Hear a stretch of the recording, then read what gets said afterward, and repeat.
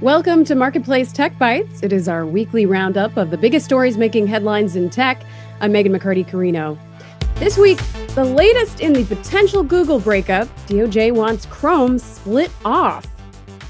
Big Tech is lobbying hard to stop a federal law protecting kids online. And Blue Sky is topping the app charts as a rush of users flee X for bluer pastures. Here to discuss all that is our regular contributor, Maria Curie. She's a tech policy reporter at Axios. Hey, Maria. Hi, thanks for having me. Well, so we're going to kick things off like we always do with our Byte of the Week. This is a number that gives us some insight into our top stories. Maria, do you have a number for us this week? Yes, my number is $20 billion. That is the amount that DOJ thinks Chrome is worth. So if the sale is forced, that is the price tag on Chrome. All right, so this is our top story this week. Late Wednesday, the DOJ asked a federal judge to force Google to sell its Chrome browser as part of the remedy for this landmark antitrust case that we have been talking about for quite some time. This was over the company's search business, which the court ruled earlier this year was a monopoly. So the first question that pops to mind for me at this very moment is, this is a request from a Justice Department that is going to be changing hands in the near future. But before we get into that whole wrinkle, tell me more about what the government has proposed here. So the government, this is only one remedy of several that the government has proposed, and it is essentially saying that one way to fix this issue is to have Google sell off Chrome, which is obviously a huge way that Google makes ad money. But there are other proposals in play. For example, blocking these contracts between Google and Apple to have Chrome be the default browser is another example. And so we're still a long ways from seeing what actually happens. This is going to go through months and months of back and forth. So speaking of months and months of back and forth, well, in 2 months, we will have a new president. President-elect Donald Trump hasn't really been super, pointed about his position on this, but he has expressed some skepticism about the idea of breaking up Google. I mean, what do we know about how a new president could complicate these proceedings? Not just a new president, but this specific one, right? So I think that President-elect Trump in various policy areas will kind of go back and forth and speaks off the cuff. And this is something that companies across the board in the tech industry are grappling with right now. And so what we can do is look at his past statements. He has gone after Google for allegedly being biased against him. He then has said that a breakup of Google may not be the best move. And so it's really a wait and see approach to see how he would handle this. I think another factor in all of this that I have been hearing is whatever the Biden administration has, quote unquote, accomplished is something that he probably wants his own name on. And so maybe it's a repackaging of this so that he could potentially say, hey, this is actually an accomplishment of my administration, not the previous one. But it remains to be seen. And in 2 months, we'll have a new president. And, the timeline of the case itself is still going to be underway. Yeah, interestingly, a lot of these antitrust cases that we have been talking about under, the Biden Justice Department were started during the previous Trump administration, right?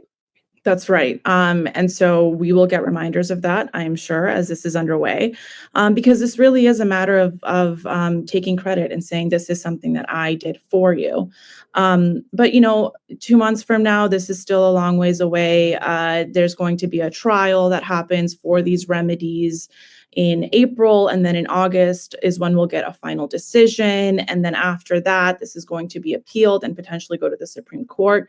And there you also have President-elect Trump's influence. And so it's a long process. It's very up in the air. I don't think that the takeaway right now is Chrome is absolutely going to be sold off. Yeah. This would be an extremely dramatic outcome for an antitrust case. I mean, I read, nothing like this has kind of been proposed since the Microsoft case back in 2000. I mean, give us a sense of how dramatic it would be to break up Google in this way, to split off Chrome.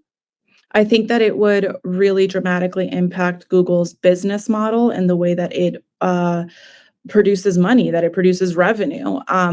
So it would be very impactful for the company itself. For consumers, this is a product that we are used to using, that many of us use. And at least according to the company, such a sale would impact the quality of the product. That remains to be seen. We don't necessarily know that that's true, but it could impact, the company itself and all of the consumers that use it. All right, now on to another attempt by government to regulate big tech. We are talking about the Kids Online Safety Act. This is a bill that would create something called a duty of care for internet companies to protect kids. It has been in the works in Congress for years. A version passed the Senate this past summer with bipartisan support, but it's kind of hit the skids in the House. And recent reporting from the Wall Street Journal gives a hint as to maybe why. Lobbying efforts from big tech have totaled about $90 million over the last few years. Maria, remind us exactly what this bill would do and kind of where it stands. What the bill does is it imposes a responsibility on the companies to make sure that what the user experiences for minors is not as problematic, whether it's content that pushes food eating disorders or body dysmorphia, or all of the different things that we've been hearing about in terms of social media's impact on young people's mental health. It basically says companies need to take greater responsibility for this, and it makes them, subject to legal repercussions, whether it's through attorneys general or the Federal Trade Commission. And so this is something that has really gotten stuck on the Hill because of various concerns in terms of how this is going to actually impact the content that people are seeing online. And I think what the Wall Street Journal did was kind of put into writing what has been talked about for a while now, which is that these companies spend millions of dollars. I think it was $90 million over the last 3 years just between Google and Meta. They looked through the lobbying disclosure forms and saw that this was one of the areas that they were lobbying heavily on. And that does have an impact on lawmakers. And so you have lawmakers saying, well, look at all this lobbying. But a counter argument to that is lawmakers also have a responsibility to look beyond the money that is being spent and do what they think is right. Well, perhaps at the urging of all these lobbying efforts, we've seen kind of criticism of the bill pop up, both on the left and the right, often around kind of free speech issues. What are kind of the volleying arguments? Well, it's a content issue that you have companies using on both ends to their advantage. In meetings with conservatives, you have these lobbyists talking about how this could lead to the censorship of, being able to express pro-life comments and pro-life positions, that this could get in the way of that. And then in meetings with liberals and Democrats, you have them noting this could lead to less content that could support the LGBTQ community. And so at the end of the day, you have the backers of these bills saying this has nothing to do with content. This isn't going to lead to any content moderation. This is really just about imploring the companies to take greater responsibility. All right, now let's talk about the app of the week.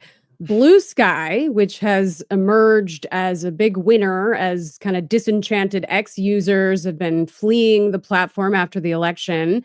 This app, it kind of looks very similar to X or Twitter, but it is decentralized and open source. It's added hundreds of thousands of users in the last week, reached the top spot for Apple App Store downloads, and surpassed 20 million users.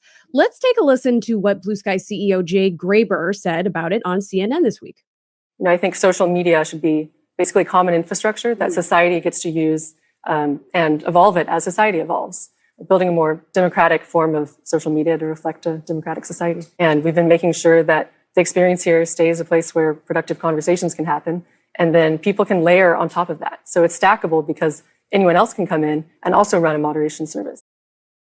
Maria, there have been a number of alternatives to Twitter/X that have emerged. What's so special about Blue Sky? Why are users thronging to it right now? I think it might just be a reaction to the moment, and seeing this election, the way that it played out. You have a president-elect that is very close to Elon Musk, and I think people are kind of desperate for a new platform where there is some sort of content moderation and fact checking. And I think what's interesting about this platform and the reason why it's exploded, because to your point, like there have been other alternatives that simply have not taken off, is they're not avoiding political discourse the way Mm. that maybe Threads has. They are very much doing it, but then giving the power to the people on it to moderate what happens. And so I think that's an approach that's more palatable for a lot of people right now. Yeah, I think the question of content moderation is an interesting one. It's obviously something that I think a lot of users flocking to this app are interested in more of, given the situation on X since Elon Musk took over.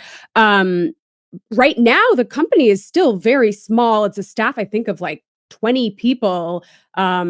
They have big plans for content moderation.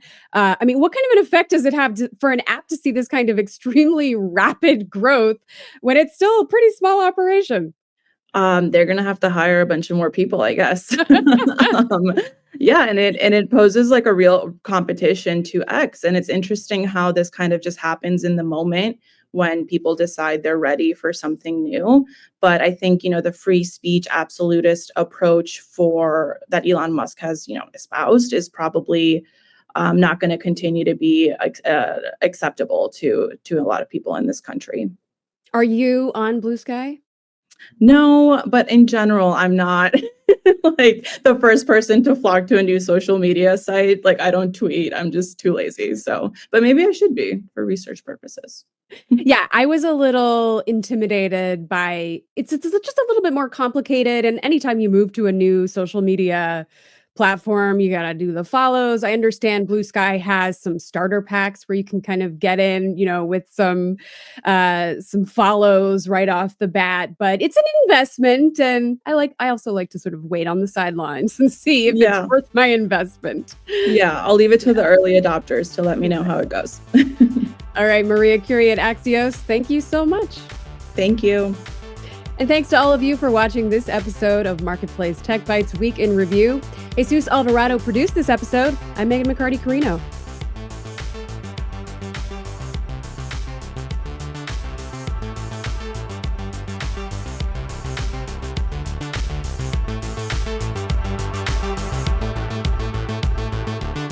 This is APM.